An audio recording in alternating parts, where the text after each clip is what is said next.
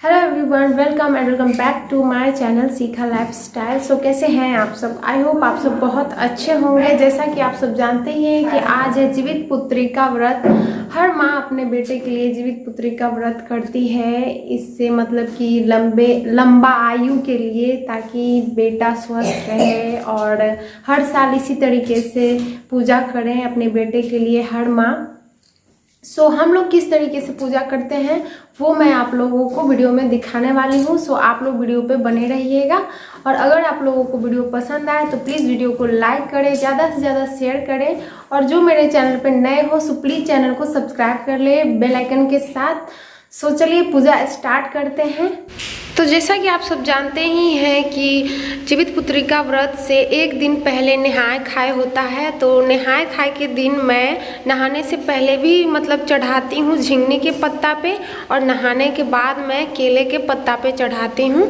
तो मम्मी मेरी चढ़ाती है झिंगनी का पत्ता पे ही सिर्फ। तो अभी मैं आई हूँ झिंगनी का पत्ता तोड़ने के लिए। तो झिंगनी का पत्ता यानी कि तोरई का पत्ता, तो यहाँ पे मैं तोड़ूंगी और उसके बाद तोड़ेंगे केला का पत्ता।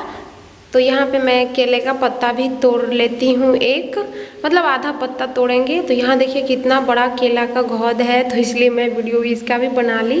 तो अब मैं केला का पत्ता और झिंगनी का पत्ता दोनों तोड़ ली हूँ। तो अब मैं जा रही हूँ घर, और अब मैं आ गई हूँ घर। तो जैसा कि आप सब देख रहे हैं कि यहाँ पे मतलब कि नाखून काटने के लिए आई हुई है। तो उसको हम लोग ठकुराइन बोलते हैं, ठाकुर की वाइफ को।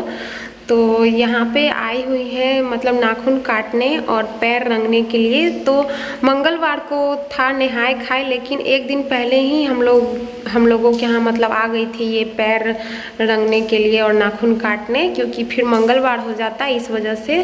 तो यहाँ पे मम्मी भी पैर रंगवा ली और पीहू भी रंगवा रही है, और अब मुझे रंग रही है पैर। तो पैर में महावर लगाने के बाद बहुत ही अच्छा लगता है, बहुत ही सुंदर दिखता है। तो कोई भी पर्व से पहले हम लोग नहाय खाए के दिन पैर रंगते ही हैं। और उसके बाद फिर कल है नहाय खाए। तो देखिए अभी मैं नहा के आ गई हूँ, और यहाँ पे मैं चढ़ाऊँगी केले के पत्ता पे चूड़ा, दही और चीनी और केला। हम लोगों में यही सब चढ़ता है। तो उसी तरीके से मैं चढ़ाती हूँ, जिस तरीके से मेरी सासू माँ बताई थी, तो उसी तरीके से चढ़ाते हैं। तो यहाँ पे मैं पूजा का जो रूम है ना, उसके गेट के सामने में चढ़ाया जाता है। तो वहीं पे मैं केला और चूड़ा, दही, चीनी को चढ़ाएंगे, और उसके बाद फिर यहाँ पे जल अर्पित करेंगे और फिर प्रणाम कर लेंगे यहाँ पे। तो यहाँ पे सबसे पहले मैं जीवित वाहन को चढ़ाई प्रसाद, और फिर उसके बाद चील और सियारिन को चढ़ाएंगे, और फिर यहाँ पे जल अर्पित करके क्षमा मांगकर और प्रणाम कर लेंगे। तो इस तरीके से मैं नहाय खाए के दिन पूजा करती हूँ। और मेरी मम्मी झिंगनी का पत्ता पे करती है, मतलब मड़ुआ का आटा, नूनी का साग, फल वगैरह इस सब चढ़ा के पूजा करती है।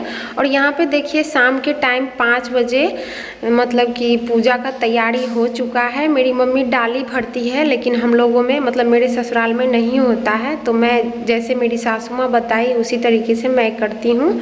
तो यहाँ पे डाली पूरा मतलब भर चुकी है, और यहाँ पे पूजा होगा। और ये है मेरा जितिया और मम्मी का। तो पूजा का सारा तैयारी यहाँ पे मम्मी कर चुकी है, और अब मैं जा रही हूँ नहाने। मम्मी नहा ली है। तो यहाँ पे मैं अपना साड़ी निकाल के रखी हूँ, और लहठी ये देखिए ग्रीन कलर का साड़ी है मेरा, यही मैं पहनूंगी। तो हम लोगों में जितिया में कोड़ा साड़ी नहीं पहनते हैं, मतलब कि नया पहनते हैं लेकिन कोड़ा नहीं पहनते हैं। और यहाँ पे देखिए मैं नहा के आ गई हूँ, और यहाँ पे मैं लहठी पहनी हूँ। ये कैसा लग रहा है आप लोग मुझे कमेंट में बताइएगा। और मेहंदी भी मैं लगाई थी। अब मैं हो गई हूँ रेडी नहाकर पूजा करने के लिए। तो अब मैं चलूँगी पूजा करने, मैं और मम्मी। तो किस तरीके से हम लोग पूजा करते हैं वो मैं आपको वीडियो पे दिखाऊंगी, तो आप लोग वीडियो पे बने रहिएगा। और ये देखिए मैं ग्रीन कलर का साड़ी पहनी हूँ, कैसा लग रहा है ये आप लोग मुझे कमेंट में बताइएगा। और अभी मतलब काफ़ी ज़्यादा प्यास भी लग रहा है, बट क्या कर सकते हैं, बर्दाश्त करना पड़ता है। चलिए अब पूजा स्टार्ट करते हैं। तो पहले आपको मैं दिखा देती हूँ कि हम लोगों में पूजा में किन चीज़ों की ज़रूरत होती है। तो हम लोग थोड़ा सा अलग अलग तरीके से करते हैं, और सब लोग अपने अपने तरीके से करते हैं। हम लोग थोड़ा सा अलग तरीके से करते हैं। चलिए मैं आपको दिखाती हूँ। तो चलते हैं अब पूजा रूम में। और अब मैं आ गई हूँ पूजा रूम में। तो हम लोग पूजा के लिए बैठ गए हैं और पीहू रुद्र भी पीछे है, जो भी मस्ती कर रहा है उसको इग्नोर कीजिएगा आप लोग। और यहाँ पे देखिए मम्मी डाली में जो भी फल मतलब कि श्रृंगार का सामान और बच्चे के लिए डांडा जिनो जो भी होता है ना, सब मम्मी चढ़ा दी है। और हम लोगों में ना कलश पे पत्ता रखकर, बांस का पत्ता, आम का पत्ता और फल थोड़ा बहुत रखकर उसी के ऊपर हम लोग जितिया को रखते हैं और पूजा करते हैं और कथा सुनते हैं। तो इस तरीके से मेरे ससुराल में पूजा होता है और मेरी मम्मी डाली भरती है। इस तरीके से मैं आपको दिखा रही हूँ, ये देखिए। और फिर यहाँ पे हमने पूजा कर लिया है। तो अब अगरबत्ती और दीप और फिर होमास जलाकर पूजा करेंगे और उसके बाद फिर हम लोग कथा सुनेंगे। तो यहाँ पे देखिए हम लोगों ने पूजा कर लिया है। तो अब यहाँ पे हमारा पूजा हो चुका है। तो अब मैं यहाँ पे रुद्र और पीहू दोनों को चंदन लगा रही हूँ, क्योंकि ये दोनों भी बैठे हैं और ये दोनों भी कथा सुनेंगे। तो सबसे पहले हम लोग मतलब डाली जो मम्मी भरती है ना, तो उसे हम लोग मतलब उसको मान का पत्ता से ढका जाता है। तो यहाँ पे पहले इनको आरती कर लेते हैं, उसके बाद फिर ढकते हैं इनको मान के पत्ते से। तो यहाँ पे देखिए आरती होने के बाद इनको मान के पत्ते से डाली को ढक दिया जाता है और उसके बाद फिर से वहाँ पे मैं दीप रख दी और मम्मी मुझे यहाँ पे सिंदूर लगा रही है। और अब मैं कथा पढ़ूंगी। तो ये है जीवित पुत्रिका व्रत कथा का किताब। तो कथा पढ़ने से पहले इन पे भी मतलब किताब पे भी चंदन और अक्षत और फूल चढ़ाया जाता है। तो इस तरीके से मम्मी और मैं दोनों इन पे फूल अक्षत चढ़ाकर इनको प्रणाम करेंगे। उसके बाद कथा स्टार्ट करेंगे। तो कथा आप लोग भी सुनिएगा, तो वीडियो पे बने रहिएगा कथा सुनने के लिए। कथा पढ़ने या फिर सुनने से पहले हमें अपने हाथ में फूल और अक्षत लेकर कथा सुनना चाहिए या फिर पढ़ना चाहिए। तो अब मैं यहाँ पे कथा पढ़ना स्टार्ट कर दी हूँ। हे सूत, कली काल में लोगों के बालक किस तरह दीर्घायु होंगे सो कहिए। सूत जी बोले, जब द्वार का अंत और कलयुग का आरंभ था, उसी समय बहुत सी शोकाकुल स्त्रियों ने आपस में सलाह की कि क्या एक कली में माता के जीवित रहते पुत्र मर जाएंगे। तब वे आपस में कुछ निर्णय नहीं कर सकी। तब गौतम जी के पास पूछने के लिए गई। जब उनके पास पहुंची तो उस समय गौतम जी आनंद के साथ बैठे थे। उनके सामने जाकर उन्होंने मस्तक झुकाकर प्रणाम किया। गौतम जी ने कहा, जब महाभारत युद्ध का अंत हो गया और द्रोणापुत्र अश्वत्थामा के द्वारा अपने बेटों को मरा देखकर सब पांडव बड़े दुखी हुए, तो पुत्र के शोक में व्याकुल होकर द्रौपदी अपने सखियों के साथ ब्राह्मण श्रेष्ठ धौम्य के पास गई और उनके धौम्य के से बूढ़ी ने कहा, गरुड़ प्रतिदिन आकर गांव के लड़कों को खा जाता है। इस पर दयालु राजा ने कहा, हे माता, करता हूँ। ऐसा कहकर राजा उस स्थान पर गया जहाँ गरुड़ आकर प्रतिदिन मांस खाया करता था। इसी समय गरुड़ भी उस पर टूट पड़ा और मांस खाने लगा। जब नया अंग खा लिया तो झपट कर राजा ने अपना दाहिना अंग फेर कर गरुड़ के सामने कर दिया। यह देखकर गरुड़ जी ने कहा, तुम कोई देवता हो? कौन हो तुम? मनुष्य तो नहीं। राजा ने कहा, मेरी माता का नाम है सव्या और मेरे पिता का नाम शालिवान है। सूर्य वंश में मेरा जन्म हुआ है और जीवितवाहन मेरा नाम है। राजा की दयालुता देखकर गरुड़ ने कहा, हे महाभाग्य, तुम्हारे मन में जो अभिलाषा हो वह वर मांगो। राजा ने कहा, पक्षी राज, यदि आप मुझे वर दे रहे हो तो वर बालकों को न खाएं और कोई ऐसा उपाय करें कि जहां जो उत्पन्न हो वे लोग बहुत दिनों तक जीवित रहे। धौम्य ने कहा कि पक्षी राज, गरुड़ राजा को वरदान देकर स्वयं अमृत के लिए नागलोक चले। वहां से अमृत लाकर उन्होंने की हड्डी पर बरसाया। ऐसा करने से सब लोग जीवित हो गए जिनको की पहले गरुड़ ने खाया था। राजा के त्याग और गरुड़ की कृपा से गरुड़ ने फिर कहा, मैं संसार के कल्याणार्थ एक और वरदान दूंगा। आज आश्विन कृष्ण सप्तमी से रहित शुभ अष्टमी तिथि है। आज ही तुमने यहाँ की प्रज्ञा को जीवन दान दिया है।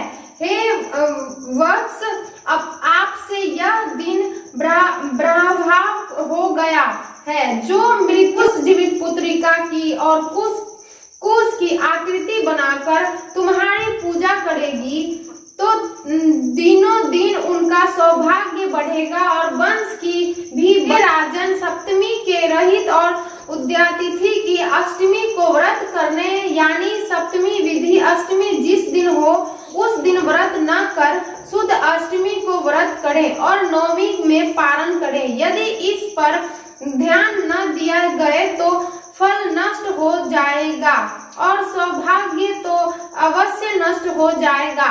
जीवितवाहन को इस तरह का वरदान देकर गरुड़ बैकुंठ धाम को चले गए और राजा भी अपनी पत्नी के साथ अपने नगर को वापस चले आए। यह व्रत और इसके प्रभाव को किसी एक चील ने सुन लिया और सियारनी को बताया। इसके बाद पीपल वृक्ष के शाखा पर बैठकर उस चील ने और उस वृक्ष के खेतों में बैठकर सियारनी ने भी व्रत किया। फिर वह मादा चील किसी उत्तम ब्राह्मण के मुंह में यह कथा सुन आई और पीपल के खेतों में बैठी हुई अपनी सखी को सुनाया। सियारनी ने आधी कथा सुनी थी कि उसके भूख लग गई और वह उसी समय सब से भरे हुए शमशान में पहुंची। वहां उसने इच्छा भर मांस का भोजन किया और चील कुछ खाए पिए रह गई और सवेरा हो गया। सवेरे वह गौशाले में गई और वहां गौ का दूध पिया। इस तरह नवमी को उसने पारण किया। कुछ दिनों बाद वे दोनों मर गई। अब भी तुम उसी जीवित पुत्री का व्रत को करो तो तुम्हारे बेटे दीर्घायु होंगे।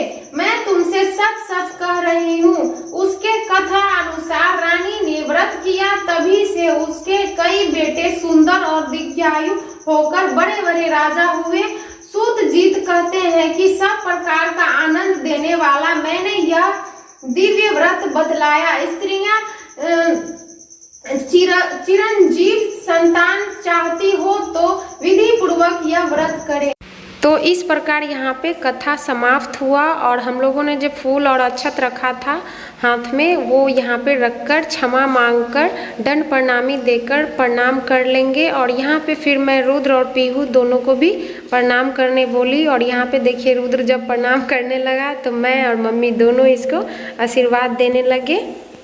कर्पूर गौरम करुणावतारम संसार सारम भुजगेन्द्रहारम सदा वसंतम हृदयारविंदे भवम भवामी सहितम नमामि। और अब हम लोगों का पूजा अच्छे से हो चुका है और ये जो जितिया है इसे थोड़े टाइम बाद हम लोग उतारते हैं। तो फाइनली अब पूजा हो चुका है, जैसा कि आप सब देख रहे हैं। ये देखिए हम लोगों ने पूजा कर लिया है। तो हम लोगों ने पूजा कर लिया और कथा भी सुन लिया है, जैसा कि आप सब ने देखा। और अभी मैं आ गई हूँ अपने रूम में, क्योंकि पूजा के बाद ना काफ़ी ज़्यादा हरासमेंट हो जाता है, बट मुझे अभी तक प्यास नहीं लगा है। और इस बार का जितिया का व्रत जो है, जीवित पुत्री का व्रत जो है, सो काफ़ी मतलब कि काफ़ी लंबा टाइम तक उपवास रहना है इसमें। और अभी तो लगभग कितना टाइम हो रहा है, अभी 6 बज रहा है। और यहाँ पे अभी मैं मायके में हूँ तो यहाँ पे अभी से ही अंधेरा पूरा लग रहा है। और मुंबई में तो अभी मतलब कि सुबह ही रहता है। अभी हम लोग जितिया नहीं पहने हैं क्योंकि पूजा के कुछ टाइम बाद वहाँ पे छोड़ दिया जाता है और उसके बाद फिर अपने बच्चे को मतलब कि बेटे को पहनाकर उसके बाद फिर जितिया को पहनते हैं। ऐसा मतलब कि मेरी सासू माँ बताई थी, तो इसलिए हम लोग भी उसी को फॉलो करते हैं। आप लोग किस तरीके से करते हैं वो मुझे कमेंट में बताइएगा। और अब मैं आ गई हूँ पूजा रूम में वापस से, क्योंकि जितिया जो चढ़ाए हैं उसे उतारेंगे और पहले अपने बेटे को जितिया को पहनाया जाता है, उसके बाद खुद पहनते हैं। तो यहाँ पे देखिए मैं रुद्र को पहना दी हूँ और ये हंस रहा है। तो फाइनली अब रात का तो पूजा हो चुका है, तो मिलती हूँ आपसे अब सुबह में। तो जैसा कि आप सब देख रहे हैं सुबह के अभी 6:30 बज रहे हैं और मैं यहाँ पे नहाकर रेडी हो गई हूँ और काफ़ी मेरा हालत ख़राब हो चुका है। तो मैं यहाँ पे पूजा कर ली हूँ फटाफट से सूट पहनकर ही। मम्मी यहाँ पे पूजा कर रही थी अभी, और तब तक मैं यहाँ पे पारण से पहले जो हम लोगों में निगला जाता है दूध के साथ, वो है ये बजरी, झिंगनी का बिया और खीरा का बिया, ये सब निगलते हैं। और अब यहाँ पे मम्मी पूजा कर ली है और ये जो मान का पत्ता ढका रहता है ना, तो वो बेटा उघाड़ता है मतलब डाली को। तो यहाँ पे छोटू उघाड़ रहा है, मतलब मेरा भाई छोटा। तो यहाँ पे देखिए डाली को उघाड़ के और फिर इनको प्रणाम कर लिया जाता है। तो इस तरीके से हम लोगों में मतलब कि मेरी मम्मी इस तरीके से पूजा करती है और मैं कलश पे चढ़ाती हूँ सब कुछ। ये देखिए इस पे भवं भवानी सहितं नमामि कर्पूरे गौरम करुणा। तो फाइनली अब हम लोगों का जीवित पुत्री का व्रत समाप्त हो चुका है और इसी तरीके से मतलब कि पूजा हम लोगों ने किया और फिर पारण। सो आई होप कि आप लोगों को ये मतलब कि जीवित पुत्री का व्रत, पूजा, कथा सब पसंद आया हो। तो प्लीज़ वीडियो को लाइक, शेयर और चैनल को सब्सक्राइब करना ना भूलें। मिलती हूँ नेक्स्ट वीडियो।